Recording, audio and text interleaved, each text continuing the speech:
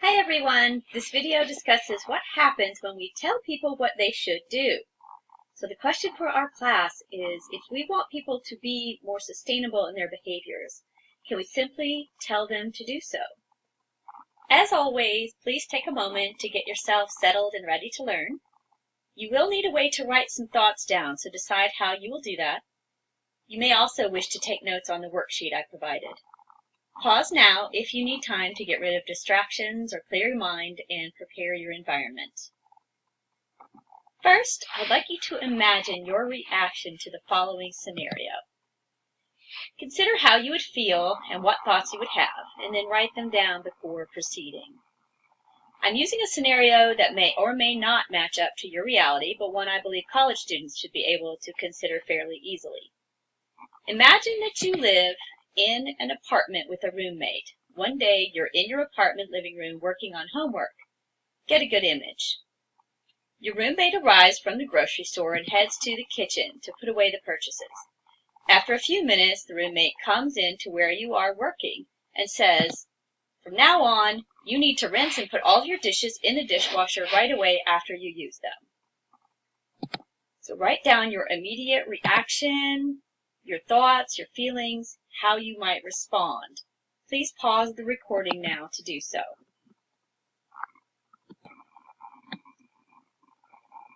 Okay, if you are like most people, one of your reactions, even if you thought it might mellow over time, was one of, "Hey, you just can't tell me what to do." This is so common that psychology researchers have given this a name: psychological reactance. It is the negative feeling that can arise if you feel someone is trying to restrict your choices and your freedom. We often act upon this feeling by doing something to assert our freedom, which sometimes means we do the exact opposite of what we were told to do. Reactance is especially strong in both toddlers. Think of them saying no to everything, and in teenagers. In both cases, they are in a developmental stage which requires greater independence. I'll give you a couple of quick examples, and then we'll ask for you to share an example later on our discussion board. When I was in high school, I was dating a boy whose family my parents did not respect. Unbeknownst to me, his father was a known dealer of marijuana in our small Kentucky town. My parents put a lot of pressure on me to stop seeing my boyfriend, but I didn't really know why. It felt to me like they were trying to control me, which I didn't believe was justified. In retrospect, I now see that I continued to date him for a couple of years longer than I probably would have, just because my parents didn't want me to keep dating him. I felt reactance, and I acted to assert my feeling that I was an independent and autonomous decision maker in my own life by continuing to date him. I hope you can see from the outside that true autonomy would have been if my parents' pressure did not affect me one way or the other. But until we have achieved a full, mature sense of self, reactance and assertions of freedom are how we cope with the confusion on the path to true freedom. Here is an example from Harry Potter.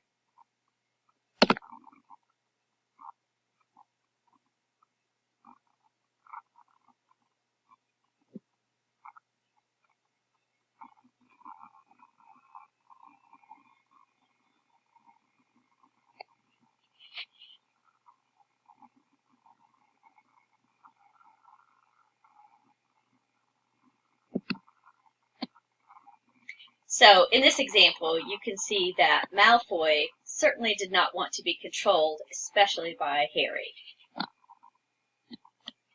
In both my example and the film, there is a demonstration that we tend to feel and act on psychological reactance when we don't believe that what people tell us to do is justified, or they have no right to tell us what to do, or in some way we feel the need to show ourselves and that person that they cannot control us. Now pause and try to remember some time in your own life where you experienced reactance and what you did and the circumstances. After this lesson, please share the experience on our class discussion board. Bonus points if you can provide me with a link to another good illustration from film. Okay, now how does all of this apply to sustainability? What do you observe around you in terms of messages trying to get people to be more sustainable?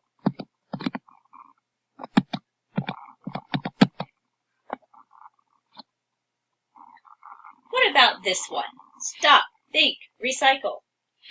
A bit bossy, right? Do you think something like this might create psychological reactance in people? I have a friend who watched the film An Inconvenient Truth, created by Al Gore, which discussed the problems of global warming, and ended with a list of a few things you could do as an everyday citizen, such as change light bulbs to compact fluorescent light bulbs. Now, in case you didn't know, Al Gore was Vice President of the United States under President Bill Clinton, a Democrat. My friend is a pretty staunch Republican. How do you think he felt when a Democrat was telling people what they should do in order to address climate change? If you said he wouldn't do it and would do the opposite, you would be right.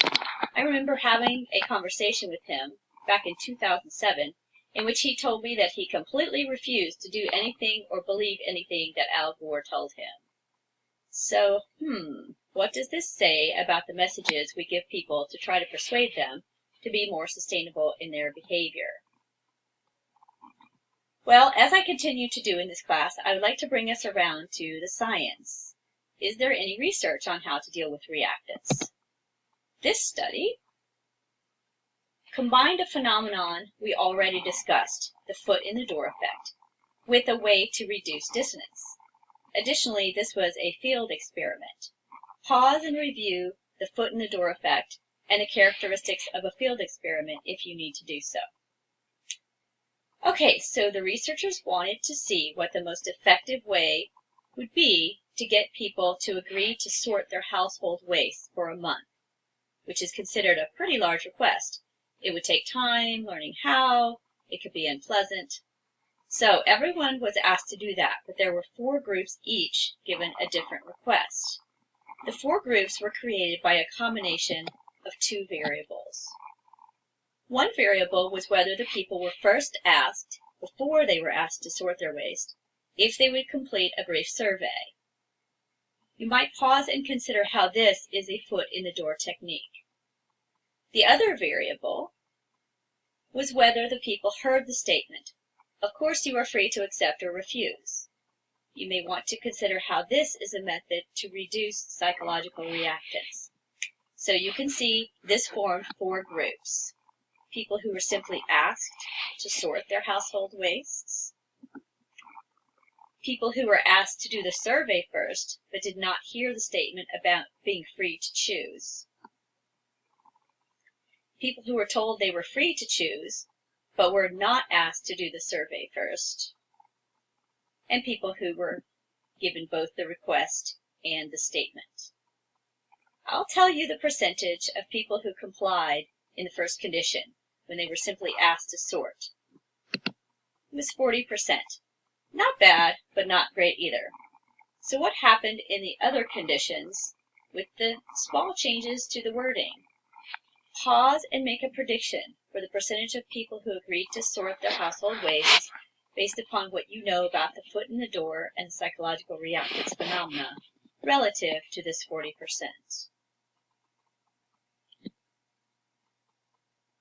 Okay, did you figure out that 40% would be the lowest percentage?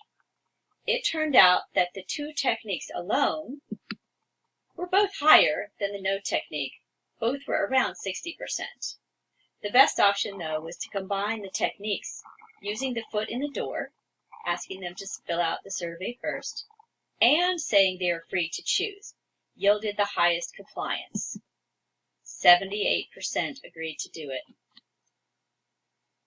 So for next steps, we've covered the what and the so what components of this issue. You know what psychological reactance is and its effects. The next question is what next? How can you put your learning into effect?